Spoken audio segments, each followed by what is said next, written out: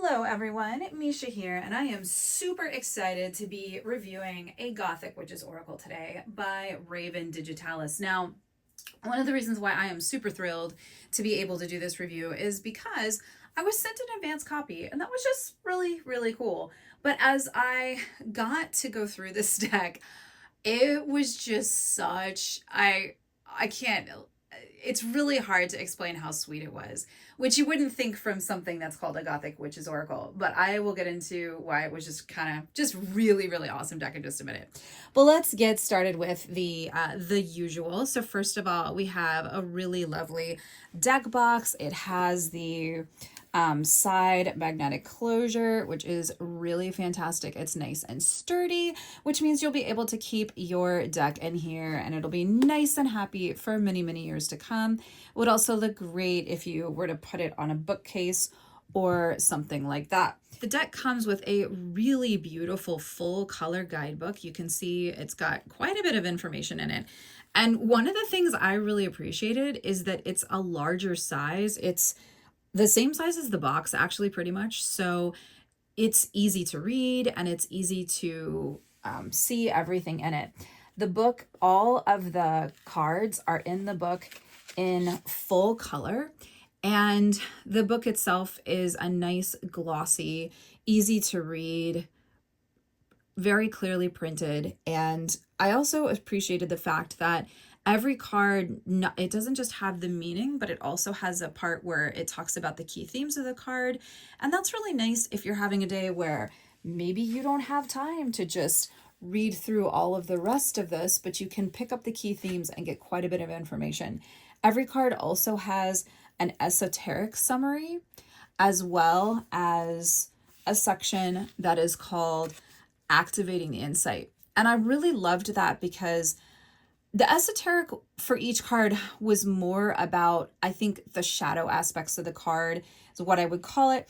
And then when it comes to activating the insight, it really gave a lovely way to work with the energy of the card or how to overcome that shadow aspect, which I very much appreciated. And again, as I'm flipping through this, you can see that everything is in full color. It's a beautiful booklet. All of the cards are very clear, easy to see. And it's just a nice, honestly, I just thought it was a nice read. I really enjoyed reading the author. Like, here they are. I really enjoyed reading a little bit about his history and the process behind this piece, which is actually a triptych of his on shadow work. So that was a really great thing to be able to read.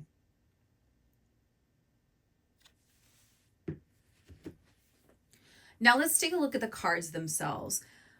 When I was sent this card deck, or actually when I received an email asking me if I would be willing to review this card deck, I was really interested by the fact that it was listed as a shadow deck. My tarot students are they often will say to me, what's a shadow deck? You know, where can I find a shadow deck? And there's a lot out there that are advertised as decks that are dark and kind of, gothy or witchy. But listen, this one really is. Like, this deck is just spectacular. And I'm going to warn you before we start flipping through it, there are some images that you might find uncomfortable. There are some images that you might find kind of weird or, just kind of like beautifully gothic in a horror kind of way. There are boobies. So there's some nudity in this deck. And I loved that. Like, I think it was fantastic that the author and the artist that created this deck, they decided to go with a publisher that would even allow that. So it is this beautiful aspect of the deck. So you might see some of that. And this is just your warning on that. So each card has the number, the symbol of the deck, which is this beautiful moon phase, and then the title of the card.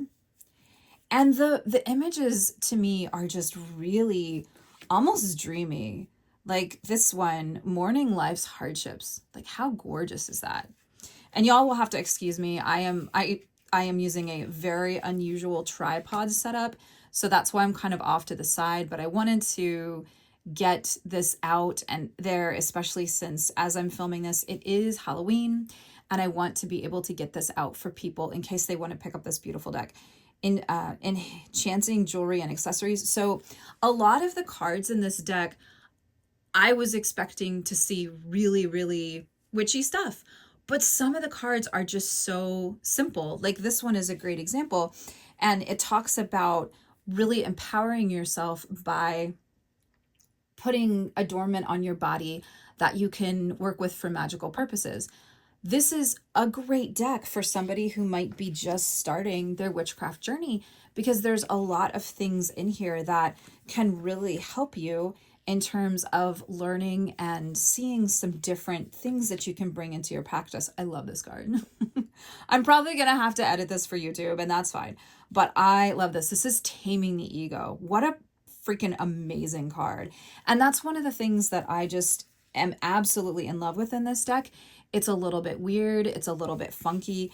Again, the images are super dreamy. They're not always easy to see at first glance, which I feel it's like looking at very, very old photography, almost as if you were in a curio shop and you came across a chest or a box filled with, old time tintypes or some of the other types of old photography from the 1800s and beyond. Absolutely gorgeous though. Look at that. This is divining the unknown. And one of the things, again, that I love about these cards is because they have that ethereal quality, you can really divine a lot from them. I always tell my students, when you're trying to read a card, don't just grab the book. Although I will say this book has amazing material in it. But before you do, look at the card, notice what jumps out at you, and notice the feel, like what emotions and what feelings and words and even sometimes, memories and tastes and smells, what pops up for you. Engage all of your senses. And this is a great deck to do that with. I also love, like, here's a great example, constructing a shadow shrine. I love that this deck isn't just kind of intellectual or, mind-based ideas about being a witch or being gothy. There's some really practical kind of things on your to-do list here that this deck will encourage you to do to help you connect in with your shadow side. And I love that. Here's balancing the natural and the urban. We've got transcending suffering. These cards are just so beautiful, and I'm trying to show them to you. The light where I'm at is not the best, so I know there's a little bit of a glare, and I apologize for that. But we will flip through these.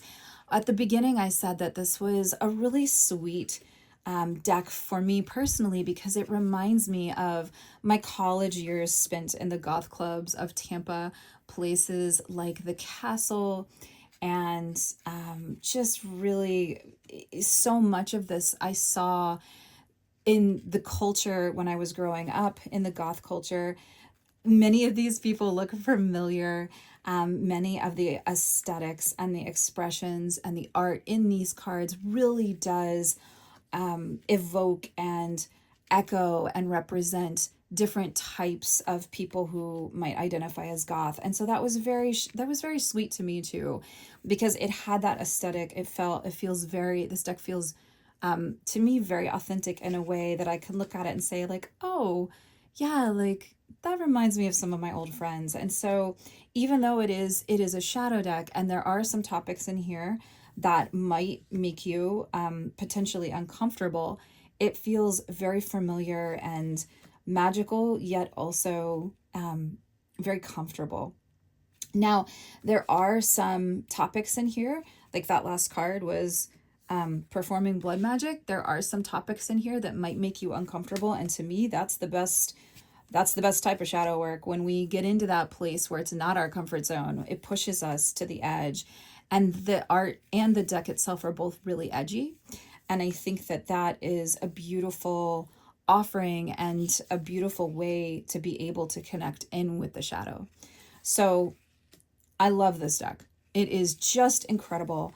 And if you are looking for a deck to work with shadow, if you're looking for a deck that is a great entrance into magic, or if you are a practitioner and you're looking for a deck that can give you some insight, a little bit more guidance, a little bit more of a deeper dive, I highly recommend this deck. It's a great choice.